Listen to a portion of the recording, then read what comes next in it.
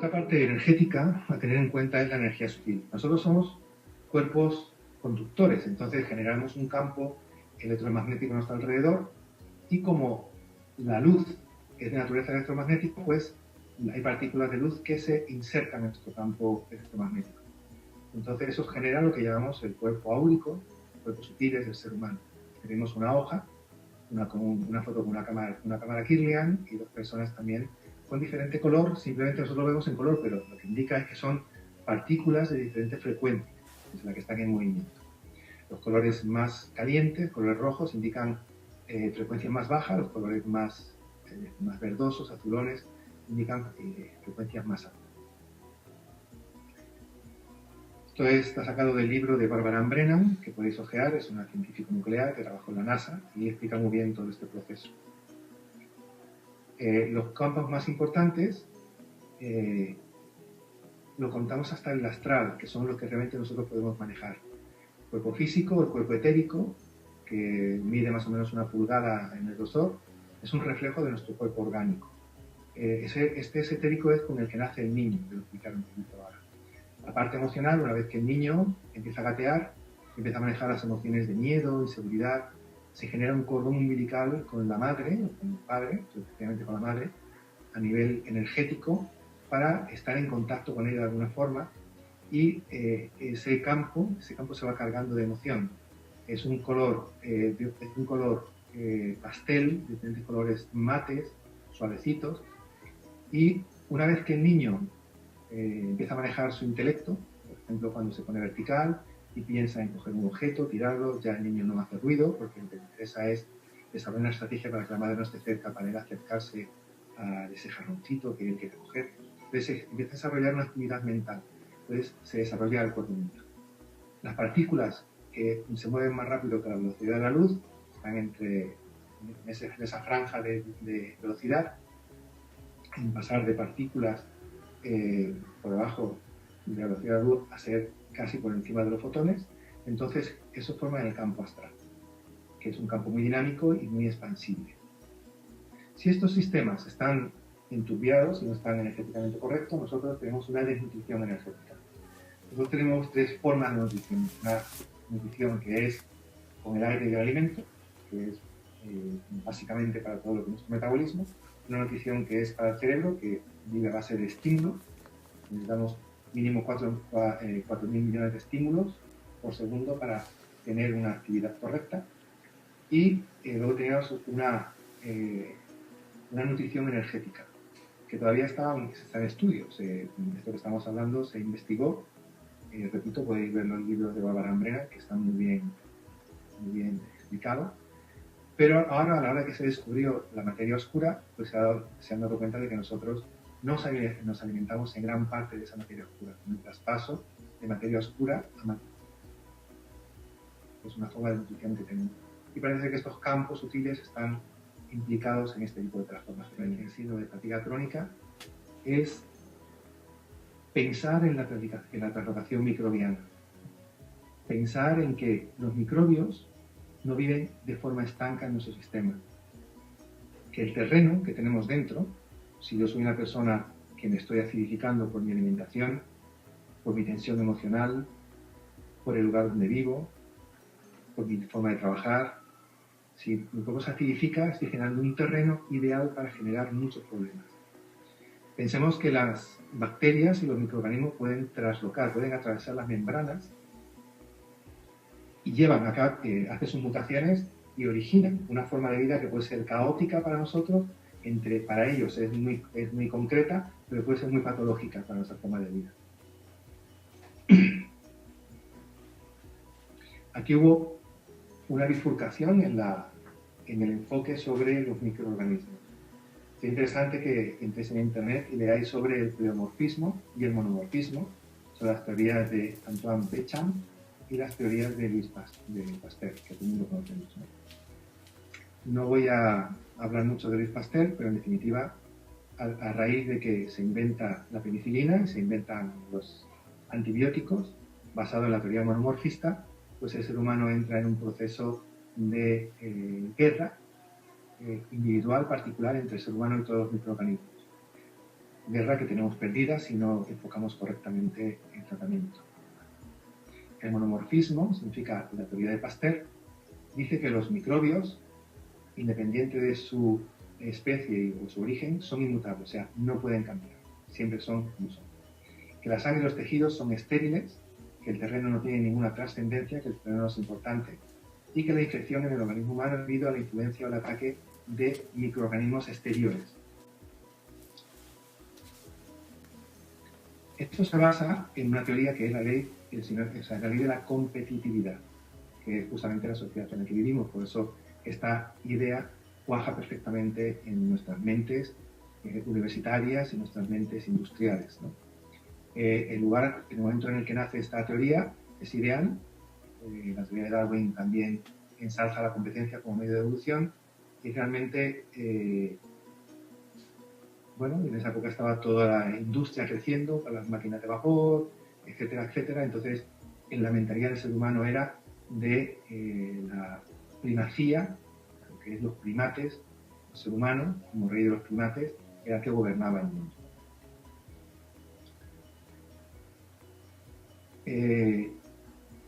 Esta teoría monomorfista dio lugar al antibiótico. Significa, si yo cojo una bacteria que me inocula y me enferma, buscaré un medicamento que la mate.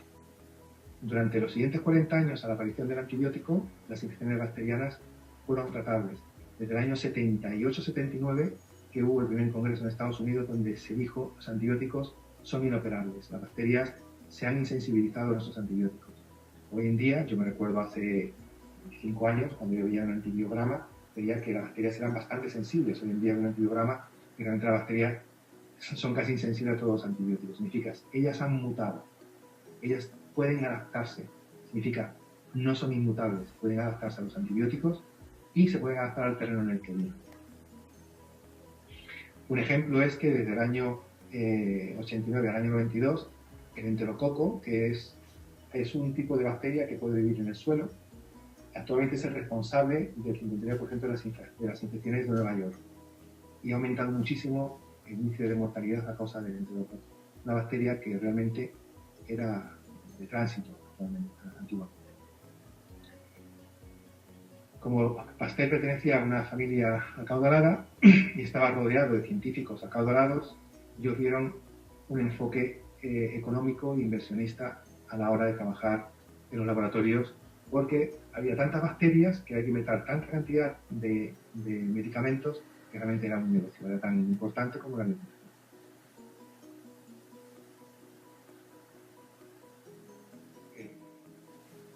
Vemos que se ha investigado y hemos comprobado que los medicamentos son inútiles. Realmente cada día los antibióticos funcionan mucho menos con nuestras infecciones bacterianas. Y ahora, si leéis la noticia, bueno, pues veréis, hace como 2 semanas, 3 semanas, salió en El Mundo una noticia de que los inversores de los grandes laboratorios ya no quieren invertir en desarrollar más antibióticos. Quieren invertir en el desarrollo de medicamentos que traten el genoma molecular. Porque realmente han visto que esta parte ya se ha agotado. Entonces, bueno, yo después de visto lo visto, intentaría cambiar mi forma de pensamiento. Este cambio sería un cambio pleomorfista. Yo, con ese tratamiento que estoy explicando, es con el que realmente he tenido un éxito bastante importante en el síndrome de fatiga crónica, que repito, es una enfermedad bastante oscura, una enfermedad muy difícil de diagnosticar, con muchas caras diferentes, pero que a la hora de la verdad, tratando el terreno, realmente un porcentaje elevadísimo los pacientes se recuperan. Y lo más importante, como tratan su terreno, aprenden a tratar su terreno, comprenden cómo están construidos y es difícil que vuelvan a caer otra vez en el mismo problema. El pleomorfismo, esta teoría, dice que las bacterias, los hongos pueden mutar y tomar formas diferentes durante su ciclo de vida y que esto conllevaría una enfermedad.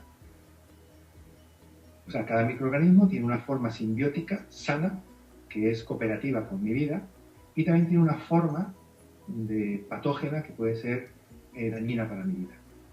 No existen enfermedades específicas en lo que dice el pleomorfismo, sino condiciones específicas para una enfermedad. Por ejemplo, si yo tengo un cuerpo alcalino y estoy comiendo un alimento que me altera, mi cuerpo, por su alcalinidad, intenta eliminar el tóxico, ese alimento que no me es sano. Una vez que mi cuerpo, a base de medicación para evitar ese síntoma de eliminación, se acidifica, llega un momento en que ya no puedo tener reacción de eliminación.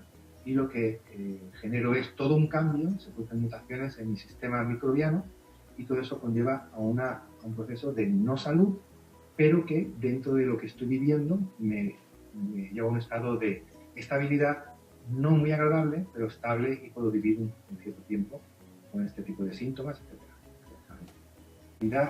Por ejemplo, del glóbulo rojo para llevar oxígeno. Se produce una anoxia, una falta de oxigenación. Los pacientes que padecen síndrome de fatiga crónica tienen anoxia. Tú puedes ver el oxígeno en sangre, pero en cambio no hay una buena distribución del oxígeno. Ellos sienten que se ahogan cuando suben los escalones, no hay oxígeno muscular para poder moverse, etc. Hay una carencia importante, no hay un oxígeno cerebral para permitirle un buen funcionamiento. En el microscopio de campo oscuro que tenemos en la consulta podemos ver diferentes tipos de apilación. Estos glóbulos rojos han apilado por el efecto que he dicho antes. Un glóbulo rojo pierde un 5% de sus electrones, otro un 35% de sus electrones, este tiene una carga negativa ya con respecto a este que es positivo, se produce una atracción y se van formando pilones de glóbulos rojos, ¿no? En el que está aquí abajo, a la izquierda abajo, hay una acidez del plasma, eso genera una pérdida de fortaleza en la membrana, vemos ahí como si fuese un poquito peluda, ¿no? Abajo a la derecha, que sería más o menos sano, pero vemos que hay una transparencia en los glóbulos rojos, significa podemos tener bien la hemoglobina, pero el glóbulo rojo está débil, no tiene la hemoglobina incorporada. Podemos ver este tipo de fibrinógeno, el que está arriba a la izquierda. Incluso podemos ver ciertos parásitos.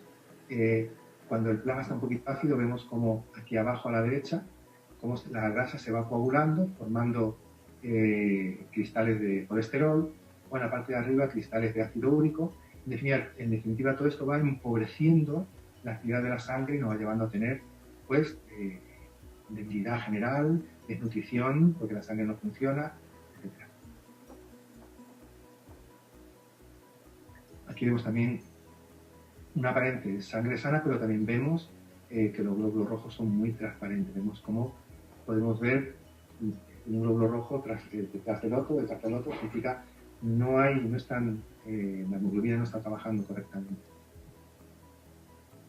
Aquí vemos diferentes deformaciones de glóbulos rojos, apilamientos, anoxias, aquí un exceso de albúmina, de proteína en el plasma, aquí una degeneración bastante importante de la sangre, aquí vemos una deformación del glóbulo rojo, esto sería falta de vitamina B12, etc. En definitiva, aquí igual, esto sería una hemofilia.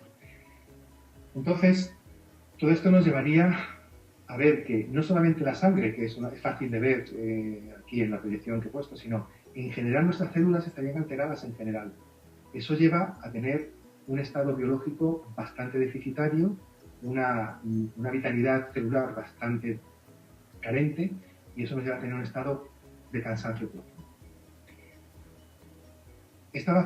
Las bacterias y los hongos, de los que hemos hablado todo el tiempo, viven con el azúcar, no con el azúcar blanca, sino con el azúcar, con nuestra glucosa. Y se armonizan con nuestro equilibrio biológico. Cuando nuestro terreno se altera y empezamos a comer comida ácida, por ejemplo, alcoholes, mucho café, estimulantes, azúcar blanca, que genera muchísima acidez en general, vivimos estados de estrés, no hacemos ejercicio, vivimos en un medio ambiente tóxico, etc. Todo esto hace que nuestro terreno se altere y estas bacterias, estos hongos, se vuelven, hacen sus mutaciones y se vuelven tóxicos, dañinos para nosotros.